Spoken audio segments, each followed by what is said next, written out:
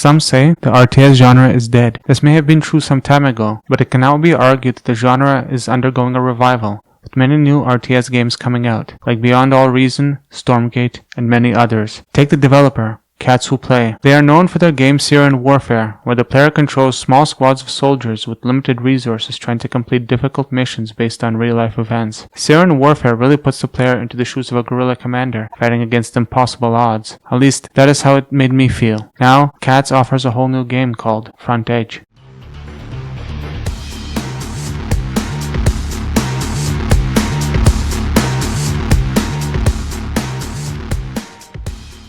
Back when I played Syrian Warfare, I remember wishing for the ability to play co-op or just do skirmishes with my friends in the setting of Syria. This time around, this is being offered, as the game in its current state is centered almost entirely around skirmishes between players. There are two factions to choose from at the moment, the Russian Federation and the United States. For each faction, the devs are trying to accurately recreate real-life equipment and squad structure. For now, these are the only two playable factions, with more factions being planned in the future, such as the Chinese and maybe even the North Koreans. However, unlike Syrian Warfare, Front Edge is not based around the war in Syria, but rather has a setting as close as possible to modern war, with maps based on 6 very familiar locations from ongoing conflicts. The maps are quite distinct from each other, with battles in cities, many high-rise buildings, small towns, villages, and even forests. Some maps are 1 versus 1 and others are 2 versus 2. This game is still in early access, so more new maps are being constantly added. Of course, since this game is still in a beta state, much is still subject to change. The game is currently fully playable and has remarkably few bugs for a game made by 10 people, and that is still formally in early access. The devs are also remarkably responsive to community feedback on their Discord and even have a page with player suggestions. There's a campaign similar to Syrian Warfare, but probably set in another country, coming soon, but I guess we'll see if that happens. This game is currently free to play, and when it officially releases, there will be a paid version of it that will offer extra features like various abilities to level up squads and vehicles, the ability to transfer experience from one battle to the next, the ability to change weapon loadouts on your squads, and to modify vehicles. Matchmaking will also be added, as well as the campaign mode, and potentially yet other unannounced perks. The free version will also continue to receive updates, but will lack some of the aforementioned features that are present in the paid version.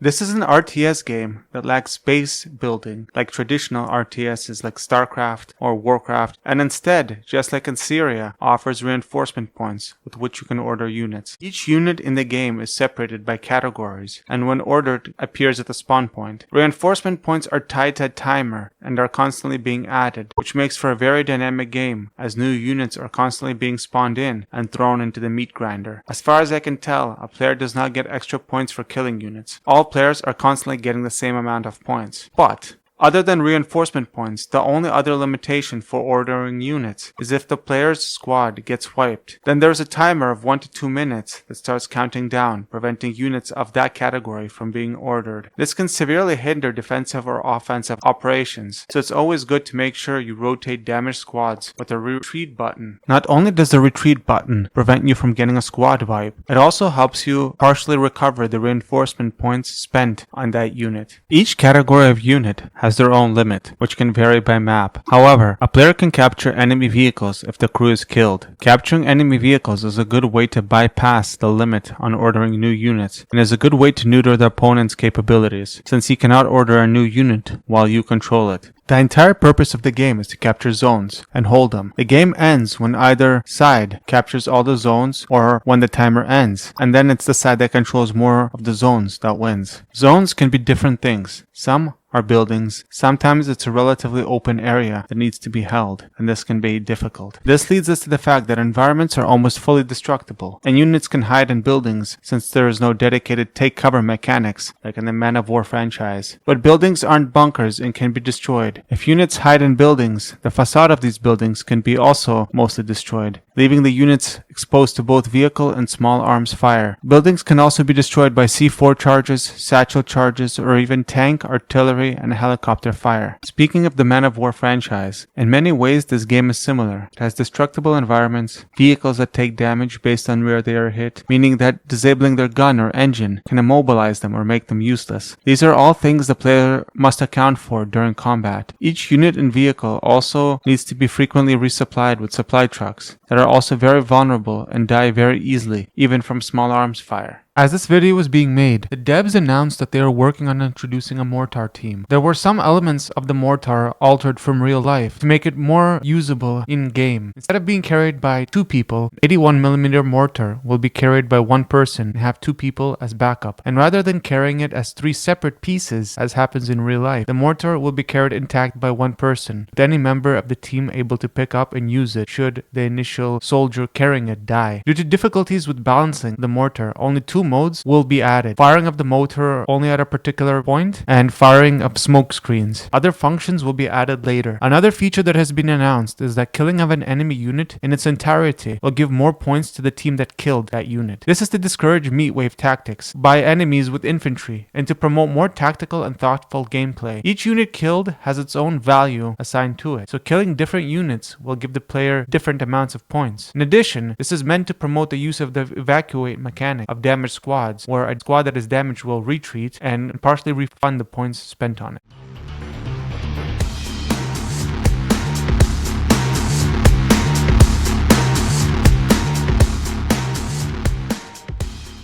Front Edge is also one of the first games to receive a grant from the Institute for the Development of the Internet as part of a program to develop Russia's gaming industry. As I've said before, this game is made by the St. Petersburg-based studio named Cats Who Play, consisting of veterans of the gaming industry that have made games such as Paradise Cracked, Alpha Anti-Terror, 3 Heroes, The Cat Porphyro's Adventures, Warfare, and most notably Syrian Warfare, and they also played a big role in making Terminator Dark Fate Defiance. However, this is also the devs' first experience with an online multiplayer title, so whether or not they will be able to handle it remains to be seen.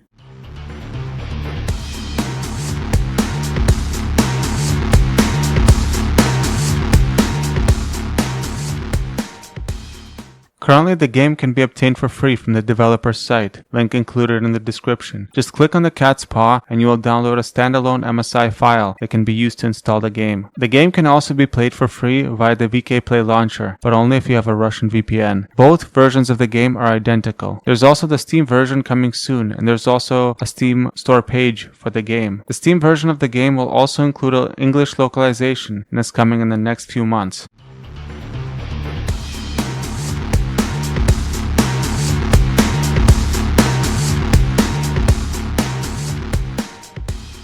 As I have mentioned before, there are currently only 2 playable factions in the game, the USA and the Russian Federation. If you have a fantasy of being a squad commander in a battlefield somewhere in Ukraine, but don't want to leave the comfort of your couch, then this is the game for you. But I digress. There are a few broad categories of units that are largely identical between each faction. Infantry, light cars, troop transports, infantry fighting vehicles, tanks, supply vehicles, artillery, and helicopters. Not all of these categories or the same quantity of units will be present on every map. The infantry squads aren't all identical either. The US faction has access to the Green Berets that have under-barrel grenade launchers, high accuracy javelins, and an increased stealth stat, whereas the Russian Federation only has access to DRG units that have access to C4, which, funny enough, cannot be used inside buildings. They are also armed with VSS Vintorez rifles. Both factions also have mirror units, like the KA-52 for the Russian Federation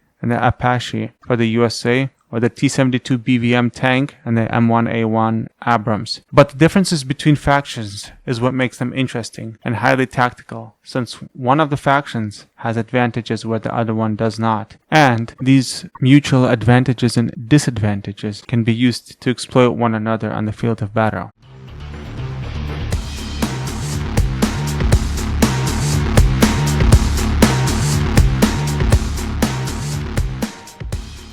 Now for some cons. This game is very basic in its current iteration. Just an online and an offline mode. No matchmaking, no forming of clans, no blocking players, no adding friends in the game, no voice chat. And the chat is also limited to being just before the match. No progression system. For now, this will be added to the paid version of the game as announced by the devs. Just select a lobby to play in and that's it. However, it is also important to keep in mind that this is currently an early access game, with the hope that the more features are going to be added closer to the release. 2 things that I personally dislike. When playing skirmishes on the same team with another player, there's currently no in-game way to to tell an ally where to attack or to coordinate with them. You just hope that they are thinking as you do and can see what you are doing and try to complement your playstyle. The other thing is that there is no 3 versus 3 and 4 versus 4 due to limitations of the engine. This could be expanded, but the devs said that this will require more manpower and resources than they currently have available. In terms of the gameplay, I dislike the way that the UI currently is set up, as it requires 2 or 3 clicks to call in a unit, which is inconvenient in the heat of battle. The UI should be rethought and the keyboard shortcuts added, as they are present for some things and not absent for others. There's also no key rebinding, which is also a big oversight. I hope these things are added as time goes on. One final thing. Artillery is incredibly hard to counter. Other than helicopters, there are no other ways of consistently countering it. The problem is that helicopters are glass cannons and can be easily knocked out of the sky by manpads and infantry fighting vehicles, tanks, or sometimes even direct machine gun fire. And when a helicopter gets knocked out and the enemy has artillery, it is usually hard to recover due to the sheer power of artillery and its ability to wreak havoc on your lines and destroy any cover or fortified positions in which your units may be taking cover. And because its range covers half the map, literally, it makes it even harder to hide. In addition, the artillery is quite accurate and hard to avoid. Smoke screens do not decrease its accuracy as it would for other units. I think that the solution is to either make maps larger or turn off the auto-firing mode for artillery, meaning that it has to be fired manually rather than having it fire at anything that moves within its range automatically.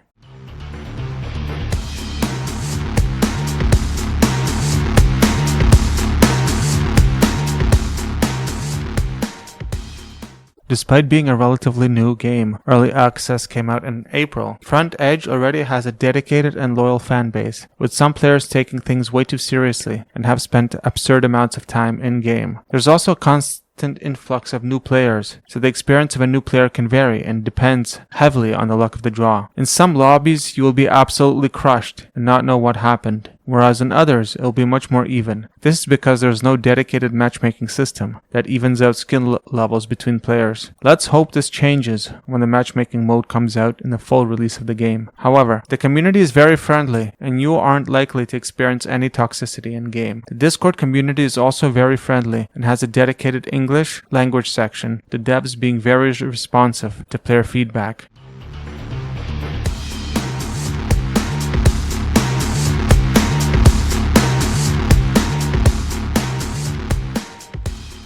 I don't think it's likely that this game will become a massive competition RTS like StarCraft, but I think it will have a small dedicated community from all around the world that will be constantly playing it, similar to other projects in this genre like Men of War. On the other hand, if the devs keep consistently updating their game and keep listening to player feedback and continue putting in the same amount of love they have been doing up till now, I can see this game getting quite a sizable community that will allow the devs to create an even greater project in the future. As this video was being made, there is a healthy competitive scene emerging around this game. There are official competitions being held by the devs and non-official competitions with prizes. As the game currently lacks a spectator mode, competition games are held in a 2 versus 2 format where one set of players are the observers and do not participate, and the other players are the ones duking it out on the battlefield. This allows for the streaming of the game online.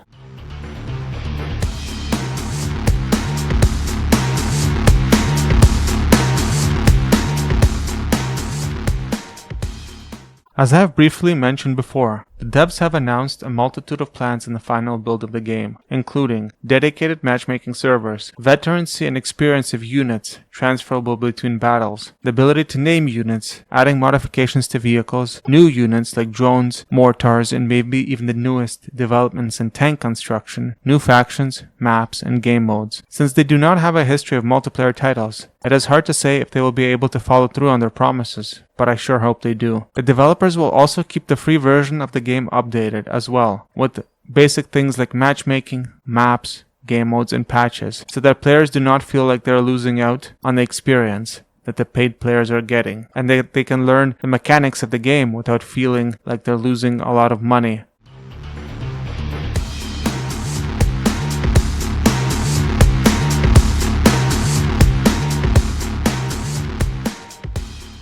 I think I've said everything I can think of about this game, and I wish the developers all the best in this project. Please let me know your thoughts, and bye everyone, and thank you for watching my video to the end.